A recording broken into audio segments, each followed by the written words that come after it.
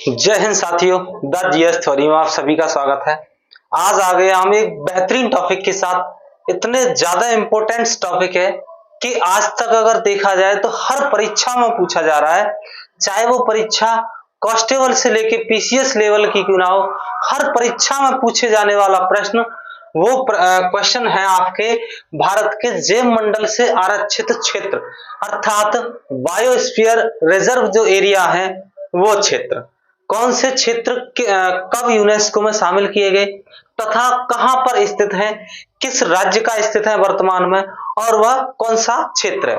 सबसे पहले आप ये समझेंगे कि बायोस्फीयर क्षेत्र अर्थात जैव मंडल होता क्या है। देखिए, एक वैसा मंडल जहां जैविक अर्थात जैव क्रियाएं अत्यधिक कई प्रकारों में पाई जाती हैं, जैसे कि कोई ऐसा क्षेत्र जहां पर बहुत ज्यादा प्रजातियों के वृक्ष पाए जाते हैं, या मान लीजिए कोई ऐसा क्षेत्र है जहां बहुत ज्यादा प्रजातियों के पक्षी पाए जाते हैं, या कोई ऐसा क्षेत्र है जहां पर कई प्रजातियों के सर्प विसर्प क्रोकोडाइल इस तरह के कीट जीव पाए जाते हैं, वैसे क्षेत्रों को बायोस्फीयर में रखा जाता है, जैव मंडल कहते हैं।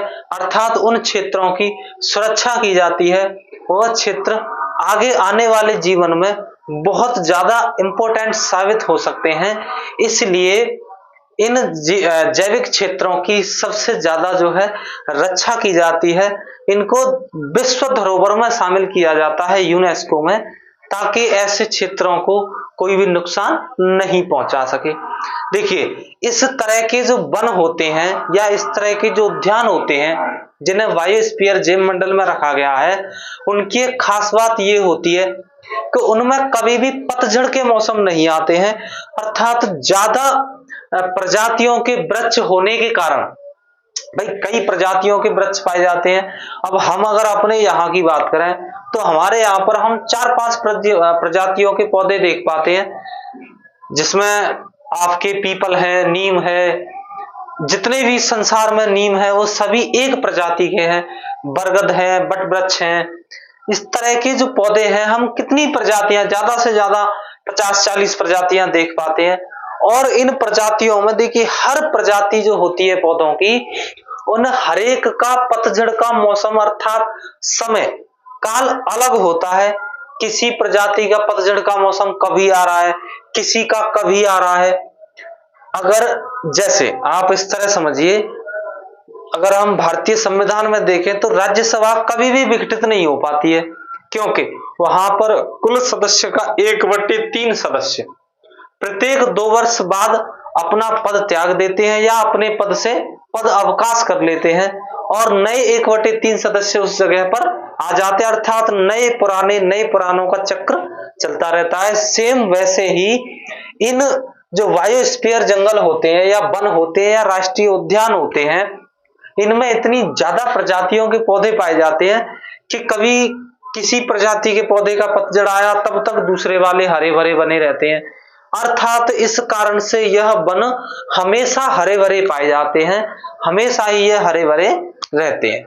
चलिए आज समझते हैं कि भारत में कुल कितने जैव मंडल आरक्षित क्षेत्र हैं, तथा उन आरक्षित जैव मंडल बायोस्फीयर रिजर्व क्षेत्रों में कितने ऐसे हैं जो अब तक यूनेस्को में शामिल हो चुके हैं, विश्व धरोहर में शामिल हैं। आइए समझते हैं। देखिए, अगर हम बात करें बायोस्फीयर शब्द का प्रयोग सबसे पहले एडवर्ड स्वेब ने किया था, जिन्हें यूनेस्को के मानव और जैव मंडल प्रोग्राम 1971 के तहत, देखिए 1971 में मानव और जैव मंडल प्रोग्राम चलाया गया था, जिसमें यह तय किया गया था कि अगर इस संसार में, इस वर्ल्ड के अंदर, इस टोटल पूरे विश्व में कोई ऐसा क्षेत्र है जो आगे जैव मंडल वह मानव प्रजाति के लिए लाभदायक साबित होगा, तो उन सभी क्षेत्रों को यूनेस्को में शामिल करते हैं। अर्थात जब वो यूनेस्को में शामिल हो जाते हैं तो वहां से वो प्रांतीय देश ना उस पेड़ों की नकली लकड़ियां काट सकते हैं, ना वहां पाए जाने विभिन्न प्रजातियों के जीव जंतुओं को हानि पहुंचा सकते हैं, जहां तक कि वहां पर जो घूमने वाले लोग होते हैं उनको भी वहां नहीं जाने दिया जाता, क्योंकि वो लोग हो सकता है हानि पहुंचा दें। लेकिन अब यह व्यवस्था खोल दी गई है। अब जो जितने भी सैलानी होते हैं जो घूमने फिरने आते हैं वो इन उद्यानों में घूम सकते हैं, लेकिन उनके लिए भी नियम प्रतिबंध होते हैं कि आप इन एरिया में नहीं जा सकते, या किसी भी जीव जंतु को, किसी जानवर को या किसी पौधे को हानि नहीं पहुंचा सकते। चलिए आइए समझते हैं। देखिए इसके अंतर्गत अर्थात 1971 के अंतर्गत मान्यता प्राप्त है भारत में कुल, वेरी इंपॉर्टेंट क्वेश्चन, बहुत परीक्षा में पूछा गया है कि भारत में अब तक कुल बायोस्फीयर रिजर्व की संख्या कितनी है, अर्थात जैव मंडलों की संख्या कितनी है।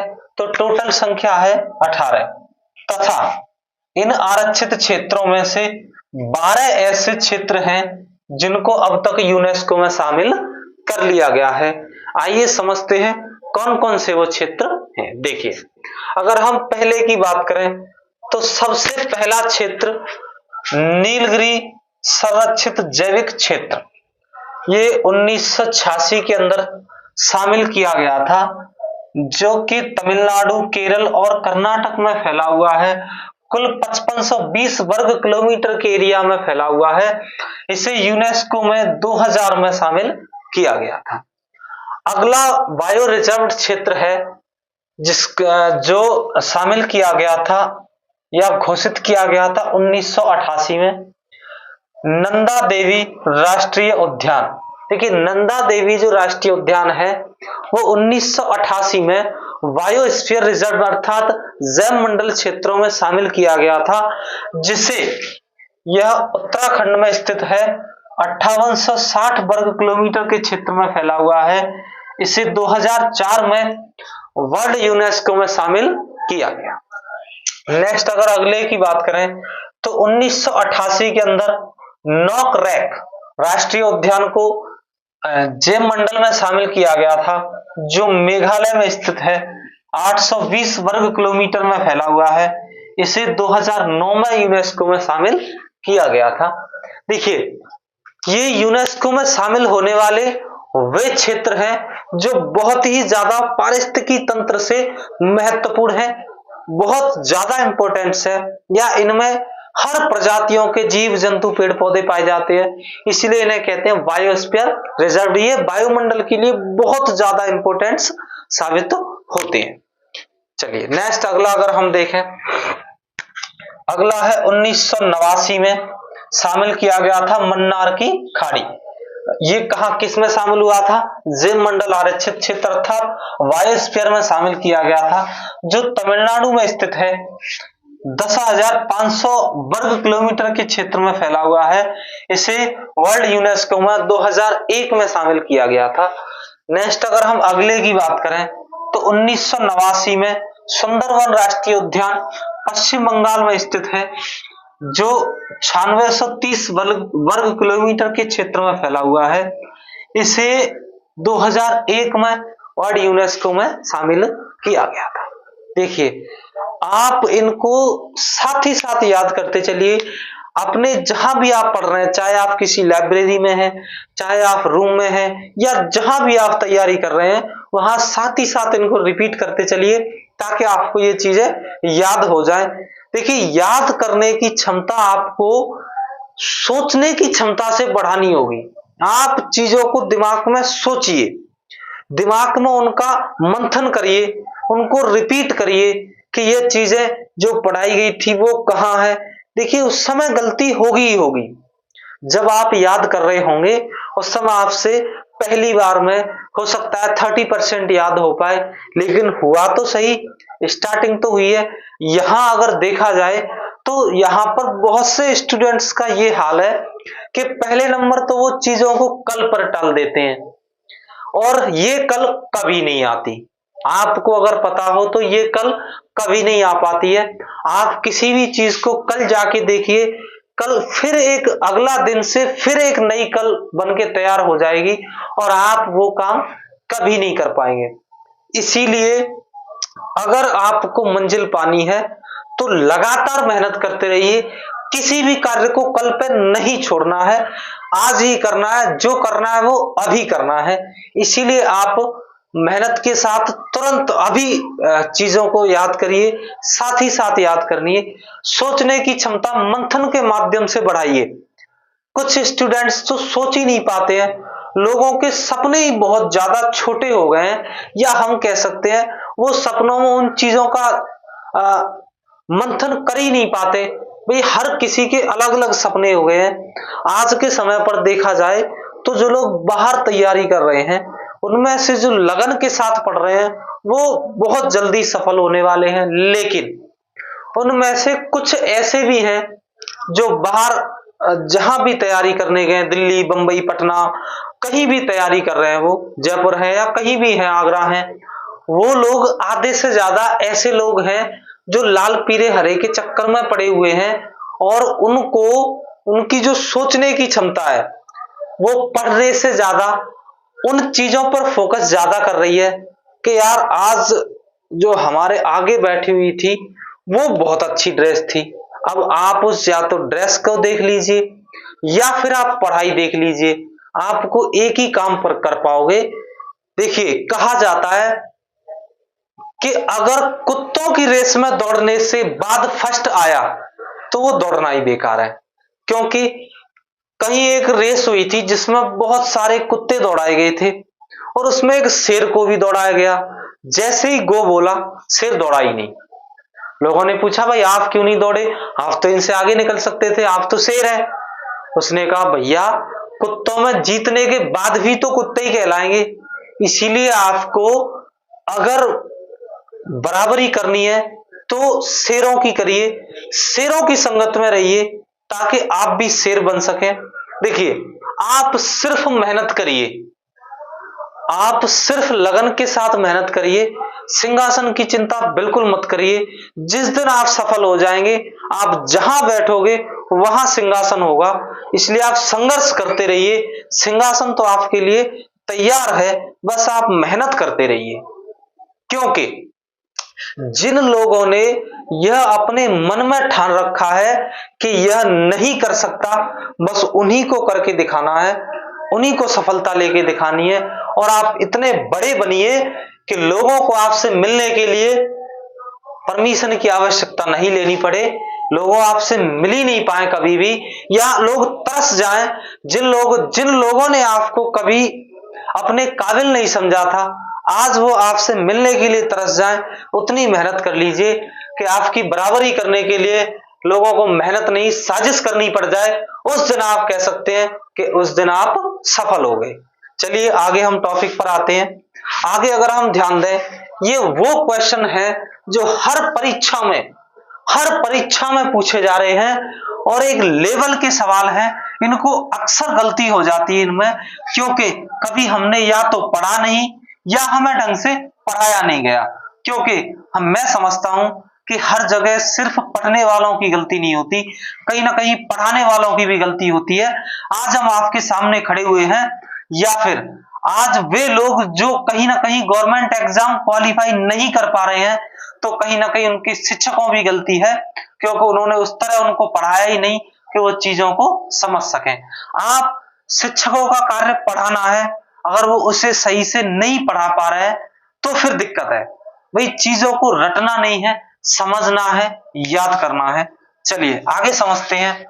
अगला देखिए, अगला जैव मंडल है, नाम है मानस राष्ट्रीय उद्यान, असम राज्य में पड़ता है।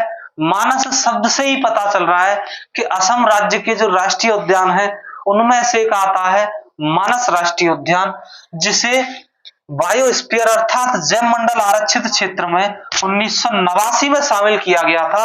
असम राज्य में स्थित है, जो कि 2837 वर्ग किलोमीटर में फैला हुआ है, जो अभी तक यूनेस्को में शामिल नहीं हुआ है। इसकी प्रकृति को देखते हुए आगे तक यह चर्चा हो रही है कि हो सकता है कुछ वर्षों में आपको यह यूनेस्को में शामिल हुआ पढ़ना पड़े। चलिए नेक्स्ट अगर हम अगली की बात करें तो अगला है सिमलीपाल राष्ट्रीय उद्यान, 1984 में जैव मंडल में शामिल किया गया था। राज्य उड़ीसा में पड़ता है, 4374 वर्ग किलोमीटर में फैला हुआ है, जिसे यूनेस्को विश्व धरोहर सूची में 2009 में शामिल किया गया था। और यह सिमलीपाल राष्ट्रीय उद्यान वही राष्ट्रीय उद्यान है जहां पर कहा जाता है कि प्रशांत महासागर के जो कछुए हैं वो यहाँ आते हैं, अंडे देते हैं और वापस चले जाते हैं। अर्थात यहाँ पर प्रशांत महासागरीय कछुओं के भी अंडे देखने को मिलते हैं। नेक्स्ट आगे अगर हम बात करें तो अगला है दिहांग व दिबांग राष्ट्रीय उद्यान, अरुणाचल प्रदेश में पड़ता है। 1998 में इसको जैव मंडल में शामिल किया गया था। ये शब्द आसानी से याद हो सकता है आपको, क्योंकि अरुणाचल प्रदेश के अंदर ब्रह्मपुत्र नदी जब प्रवेश करती है उसे वहां पर दिहांग नदी कहते हैं। अर्थात आप उस नदी से इसे याद कर सकते हैं। और यह जैव मंडल उसी दिहांग नदी के दोनों तरफ फैले हुए वह घने वन हैं जिनमें कई प्रजातियों के वन पाए जाते हैं, पेड़ पौधे पाए जाते हैं। वही है दिहांग व दिबांग राष्ट्रीय उद्यान जो 5112 वर्ग किलोमीटर में फैला हुआ है। अगले अगर हम बात करें तो अगला है पंचमढ़ी बायोस्फीयर क्षेत्र। पंचमढ़ी जैव मंडल को 1999 में जैव मंडल आरक्षित क्षेत्र में शामिल किया गया था, जो मध्य प्रदेश में स्थित है, जो 4981 वर्ग किलोमीटर में फैला हुआ है तथा 2009 में इसे यूनेस्को में शामिल किया गया था। नेक्स्ट अगले की अगर हम बात करें तो अगला है अचानक मार व अमरकंटक। इसे 2005 में जैव मंडल में शामिल किया गया था। देखिए अमरकंटक शब्द से ही आपको पता चल रहा है कि अमरकंटक की जो पहाड़ियां हैं वो कहां पर स्थित है, मध्य प्रदेश में। तो फिर ये कहां होगा, मध्य प्रदेश में, आसानी से याद हो सकता है। देखिए यह मध्य प्रदेश व झारखंड में स्थित है, जो 3835 वर्ग किलोमीटर में फैला हुआ है, जिसे यूनेस्को में 2012 में शामिल किया गया था। नेक्स्ट अगले की अगर हम बात करें 2008 में कच्छ का रण जो गुजरात में स्थित है 12,454 किलोमीटर में फैला हुआ है। इसको याद करने की जरूरत ही कहाँ है, कच्छ का रण। भाई कच्छ का रण कहां पर स्थित है, गुजरात के अंदर। इस कच्छ के रण जो राष्ट्रीय उद्यान है इसी में पाया जाता है जंगली गधा, एकमात्र भारत की ऐसी जगह जहां पाया जाता है जंगली गधा। यह कच्छ का रण राष्ट्रीय उद्यान जो है यह इसको सफेद राष्ट्रीय उद्यान भी कहते हैं, क्योंकि यहाँ पर NaCl नमक की मात्रा ज्यादा होने के कारण यहाँ नमक बहुत ज्यादा मनाया जाता है तथा ये एक आर्द्र भूमि है।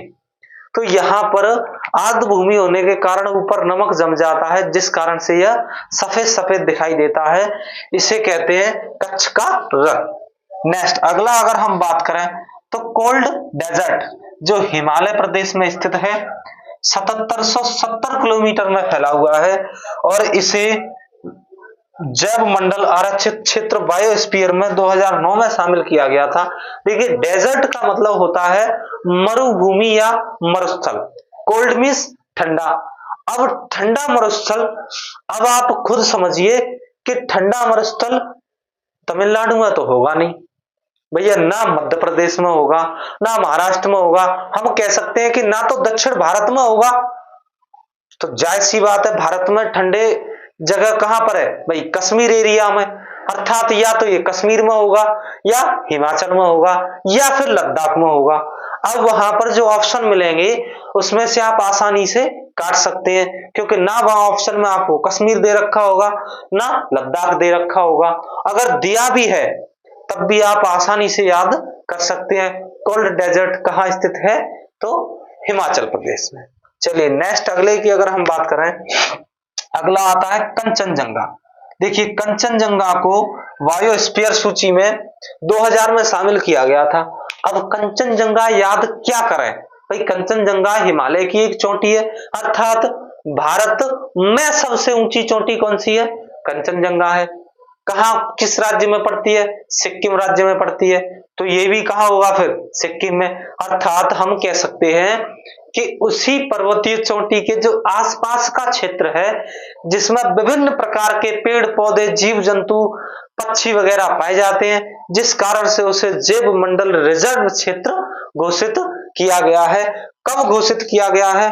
तो 2002 सन 2000 में घोषित किया गया है, जो सिक्किम राज्य में स्थित है, 2620 वर्ग किलोमीटर में फैला हुआ है, जिसे यूनेस्को 2018 में शामिल किया गया था। चलिए देखिए, आपको ये क्वेश्चन बिल्कुल पूछा जाएगा, 110% पूछा जाएगा कि बताइए भारत में इस समय पर कितने ऐसे बायोस्फीयर हैं जिन्हें विश्व यूनेस्को धरोहर में शामिल किया जा चुका है, तब आप बताएंगे 12, ठीक है। या टोटल कितने हैं जैवमंडल बायोस्फीयर, तो बताएंगे आप 18। चलिए अगले की बात कर लेते हैं हम। अगला है अगस्थाई मलाई। ये 2001 में इसको जैवमंडल आरक्षित क्षेत्र में चुना गया था। देखिए अगस्थाई मलाई, देखिए आपने जो ऐसे जो शब्द हैं मलाई या मलयालम, ये एक मलयालम भाषा है जो केरल में बोली जाती है, अर्थात केरल में ही बोली जाती है मलयालम भाषा, और इसमें भी शब्द आया है मलाई। तो उससे आप याद रख सकते हैं कि कहां पर स्थित होगा अगस्थाई मलाई, केरल वह तमिलनाडु में, जो कुल 35,000 वर्ग किलोमीटर में फैला हुआ है, जिसे यूनेस्को में 2016 में शामिल किया गया था। अगले की अगर हम बात कर लें तो अगला है ग्रेट निकोबार, जिसे 1989 में बायोस्फीयर सूची में शामिल किया गया था, जो अंडमान निकोबार में स्थित है। याद करने की आवश्यकता ही नहीं है, क्योंकि ग्रेट निकोबार क्या है भाई, निकोबार की सबसे दक्षिणतम जो द्वीप है नाम है ग्रेट निकोबार, और ग्रेट निकोबार पर ही भारत का सुदूर दक्षिणतम बिंदु इंदिरा पॉइंट स्थित है, जो 2004 में इंडोनेशिया में एक सुनामी आई थी जिसमें डूब गया था। वर्तमान में कुछ दिखता है, आधा अब भी डूबा हुआ है, क्योंकि इंडोनेशिया से इस ग्रेट निकोबार की दूरी बहुत ही कम रह जाती है, लगभग 106 किलोमीटर के आसपास रह जाती है। अगर हम बात करें इन दोनों के मध्य कौन सा चैनल लगता है, तो देखिए ग्रेट निकोबार और इंडोनेशिया का सुमात्रा महाद्वीप के मध्य 6 डिग्री चैनल लगता है। चलिए इसकी अगर हम बात करें तो यह 885 वर्ग किलोमीटर में फैला हुआ है, जिसे यूनेस्को विश्व धरोहर में 2013 में शामिल किया गया था। नेक्स्ट अगला है आपका डिब्रू सैखोवा। देखिए डिब्रू सैखोवा, डिब्रूगढ़ कहां का शहर है? असम का। भाई भारत की सबसे लंबी चलने वाली ट्रेन कहां से कहां चलती है? डिब्रूगढ़ टू कन्याकुमारी, अर्थात डिब्रूगढ़ कहां का शहर है? असम का शहर है। सबसे पहली जो फैक्ट्री तेल शोधन कारखाना था भारत का, सबसे पहला तेल शोधन कारखाना अर्थात रिफाइनरी कहां खोली गई थी? डिगबोई में। इसी के माध्यम से आप याद कर सकते हैं कि डिब्रू सैखोवा राष्ट्रीय उद्यान कहां स्थित है? असम के अंदर। कहां स्थित है? असम में, जो कि 765 वर्ग किलोमीटर क्षेत्र में फैला हुआ है। अगले की हम बात कर लेते हैं शेषाचेलम पहाड़ियां। शेषाचेलम की पहाड़ियों में जो उद्यान है, जो आंध्र प्रदेश में स्थित है, टोटल 4755 वर्ग किलोमीटर में फैला हुआ है। अगले की अगर हम बात करें तो अगला है पन्ना राष्ट्रीय उद्यान। देखिए पन्ना की जो खान है जहां से हीरा प्राप्त होता है, ये किस राज्य में पड़ती है? मध्य प्रदेश में। तो बस अब याद करने के लिए रहा ही क्या है भाई, पन्ना राष्ट्रीय उद्यान कहां पर स्थित है? मध्य प्रदेश में। यह जैव मंडल बायोस्फीयर सूची में कब शामिल किया गया था? 2011 में। कहां स्थित है? मध्य प्रदेश में। कुल क्षेत्रफल कितना है? 2998 वर्ग किलोमीटर में फैला हुआ है, जिसे 2020 में यूनेस्को में शामिल किया गया था। ये है आपके यूनेस्को में शामिल हुए धरोहर तथा टोटल जैव मंडल आरक्षित भारतीय क्षेत्र, जो आपने यहां पर क्लास में याद किए, तथा आप इनको आगे भी रिपीट करते रहिए। जब आप 2-4 बार रिपीट कर लेते हैं तो आपको बेहद ही आसान तरीके से ये याद हो जाते हैं। देखिए जब प्रारंभ में याद नहीं होते तब लगता है, लेकिन धीरे धीरे जब किसी भी चीज को ठान लिया जाता है तो वो अपने आप स्वतः ही फिर हो जाती है। इसलिए आप मेहनत के साथ लगे रहिए। आज की क्लास हम यहीं समाप्त करते हैं। आगे की क्लासों में हमारे साथ जुड़े रहने के लिए आप चैनल को सब्सक्राइब कर दीजिए और बेल आइकन प्रेस कर लीजिए, ताकि आने वाली हर वीडियो का नोटिफिकेशन सबसे पहले आपको मिल सके और आप हमारी क्लासों के माध्यम से अपनी बेहतरीन तैयारी कर सकें, ताकि आप जल्दी से जल्दी सिलेक्शन ले सकें। जय हिंद, जय भारत।